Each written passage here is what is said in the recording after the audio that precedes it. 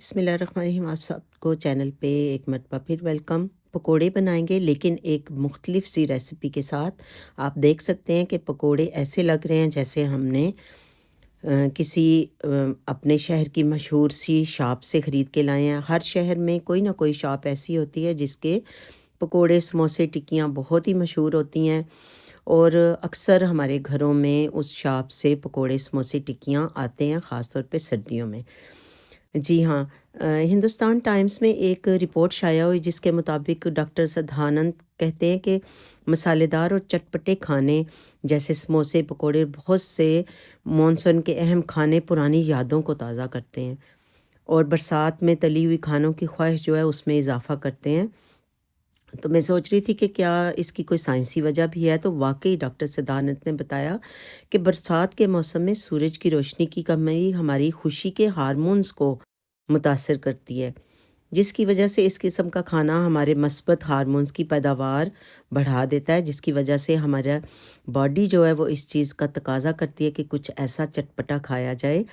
तो माहिरीन भी कहते हैं कि मानसून के दौरान हमारे हार्मोन सेरोटोनिन की सतह में अक्सर कमी देखने में आती है, जिसकी वजह मुनासिब रोशनी यानी सूरज की रोशनी ना होना है और ये हमारे बहुत सारे जो जिस्म के हार्मोन्स हैं उनको मुतासर करती है।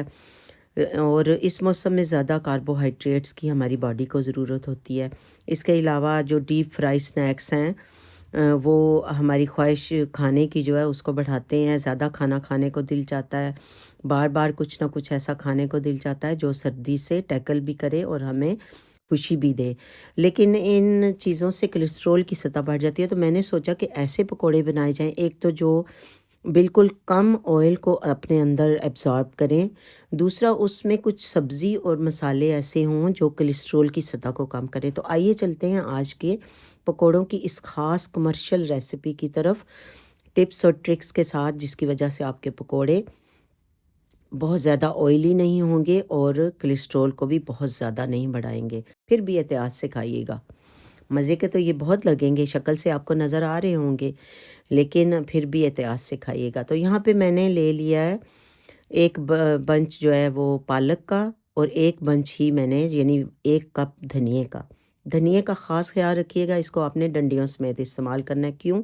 उसको की वजह मैं आगे चल के आपको बताऊँगी। वीडियो को अगर पूरा वॉच करेंगे तो आपको तमाम ट्रिक्स और टिप्स मिलेंगी कि आज के पकोड़े इतने ज़्यादा मज़े के कैसे हैं, कमर्शलाइज़ बिल्कुल जो पकोड़ों की रेसिपी है उसकी तरह कैसे बने हैं और इनमें कौन से मसाले हैं और कौन सी सब्ज़ी है जो हमारे कोलेस्ट्रॉल लेवल को कम करेगी। तो यहाँ पे मैंने आलूओं को चिप्सों की तरह काटा है बारीक, यानी फ्रेंच फ्राइज़ की तरह। सब्ज़ धनिया पूरा कप भर के काटा है और पालक को काटा है, प्याज, और इसके अलावा हाफ़ टी स्पून अजवाइन का इसमें डाल दीजिए। अजवाइन बहुत अच्छा वर्क करेगी, कोलेस्ट्रॉल को कंट्रोल करेगी। इन तमाम चीज़ों को यहाँ पे मिक्स कीजिए एक खुले बड़े बाउल के अंदर और इसके ऊपर छान के बेसन को डाल लीजिए। बेसन आपने खूब सारा, ढेर सारा एक ही दफ़ा नहीं डालना। कमर्शियल जब पकोड़े बनाए जाते हैं तो उसको इसी तरीके से मिक्स किया जाता है। सबसे पहले सब्जियों और तकरीबन आधा कप बेसन को इस तरह से मिक्स कीजिए अच्छी तरह हाथों से दबा के। खुश्क मसालों में कुटा हुआ अधकुटा धनिया, अधकुटी मिर्च है, मिर्च पाउडर है, थोड़ी सी हल्दी है half tea spoon, 1.5 tea spoon नमक का मैंने डाला है, इन हाफ़ टी स्पून अजवाइन, और उसके अलावा साबुत धनिया भी यहाँ पे जाएगा। अगर आपके पास अनारदाना है तो अनारदाना भी तकरीबन 4 टेबलस्पून डाल लीजिए। अब यहाँ पे आपने बिल्कुल थोड़ा थोड़ा सा पानी छट्टे की शक्ल में लगा के सब्जियों और बेसन को इस तरह से अच्छे तरीके से मिक्स अप करना है। इसके अंदर आप कोई और सब्जियां भी डाल सकते हैं, जैसे ब्रोकली डाली जा सकती है बहुत ही बारीक काट के, या फिर वाइट गोभी जो होती है नॉर्मल, वो भी डाली जा सकती है। और इसके अलावा बैंगन जो है उनको बारीक काट के आप फिंगर की तरह वो भी शामिल कर सकते हैं, और हरी मिर्चों का भी इस्तेमाल किया जा सकता है। सिर्फ बेसन उसके ऊपर लगाएंगे आप अच्छे तरीके से, और हरी मिर्च को बीच में काट के हल्का सा नमक लगा के उसको भी आप तल सकते हैं। वो भी रोटी और नान के साथ खाना बहुत अच्छा लगता है। और कई लोग तो बस ऐसे ही वो पूरे का पूरा सब्ज़ मिर्च जो है बेसन में लिपटी हुई पकोड़े की तरह उसको खा लेते हैं। तो अच्छी होती है, विटामिन सी से भरपूर है, नाइस है, जो हज़म कर सकते हैं, खा सकते हैं, वो ज़रूर साथ बना लीजिए। तो इस तरह से आपने इसको मिक्स करना है और इसके बाद मैंने दोबारा इसमें बेसन डाला था और साथ ही मैंने ऑयल को रख दिया था। अब यहाँ पे आप एक चीज़ याद रखें, इस तरीके से आप बेसन को गूँदेंगे, मिक्स करेंगे तो आपको सोडा बाइकार्बोनेट यानी मीठा सोडा डालने की ज़रूरत नहीं पड़ेगी, क्योंकि जब हम अपने पकोड़ों में मीठा सोडा डालते हैं तो उस सोडे की वजह से पकोड़ों में हल्के-हल्के सुराख बनते हैं और ऑयल उनके अंदर पकोड़ों के अंदर चला जाता है। तो आपने बिल्कुल मीठे सोडे का इस्तेमाल नहीं करना। बेसन को इस तरह से गूँदेंगे तो पकोड़े बहुत ही फ्लफ़ी, ऊपर से क्रंची और अंदर से बड़े फ्लफ़ी बनेंगे।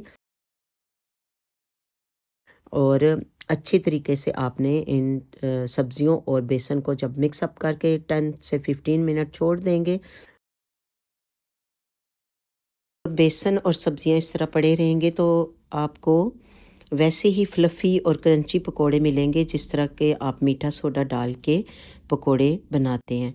और दूसरा, बहुत ज़्यादा बेसन नहीं डालना, बल्कि जिस तरीके से मैंने पहले सब्ज़ियों को काटा है उसके ऊपर सारे मसाले डाले हैं और फिर उनके ऊपर आप चाहें तो हल्का सा पानी का छिड़काव कर लें अगर सब्ज़ियां बहुत ड्राई हो चुकी हैं। अगर गीली गीली हैं तो फिर तो इसी तरह से चलेगा। आप बेसन ऊपर डालेंगे और हाथों से उनको मिक्स अप करना शुरू कर देंगे। जो यहाँ पे मैंने देखा था कि जो बेसन है वो अच्छे तरीके से तमाम सब्जियों के ऊपर नहीं चढ़ा, बहुत थिक नहीं चढ़ाना आपने। तो थोड़ा सा मैंने 5 से 6 टेबलस्पून और बेसन के डाले थे और उसी तरह हाथों से मसल मसल के सब्जियों और बेसन को मिक्स कर लिया था। 10 मिनट छोड़ने के बाद ऑयल को गरम किया। जब ऑयल अच्छा सा गरम हो गया तो मैंने पकोड़े डालने शुरू किए और साथ ही फ्लेम को मीडियम हाई पे कर दिया था। तो इसी मीडियम हाई के ऊपर रख के आपने पकोड़ों को तलना है। फ़ौरन ही उलटना पलटना मत शुरू कर दें। थोड़ा सा इंतज़ार करें कोड़ा डालने के बाद, और जब बेसन जो है वो हल्का सा कुक हो जाए तो उस वक्त आप देख सकते हैं कि आपके चूल्हे का फ्लेम जो है वो मुनासिब है। आपको पता चल जाएगा उसकी कुकिंग कितनी जल्दी हुई है। बहुत ज़्यादा अगर जल्दी कुक हो जाएगा तो सब्ज़ियां कच्ची रह जाएंगी। सब्ज़ियां हालांकि ये सारी ऐसी हैं, आलू भी हमने इस तरह से काटे हैं, ना बहुत मोटे हैं ना बहुत ही बारीक।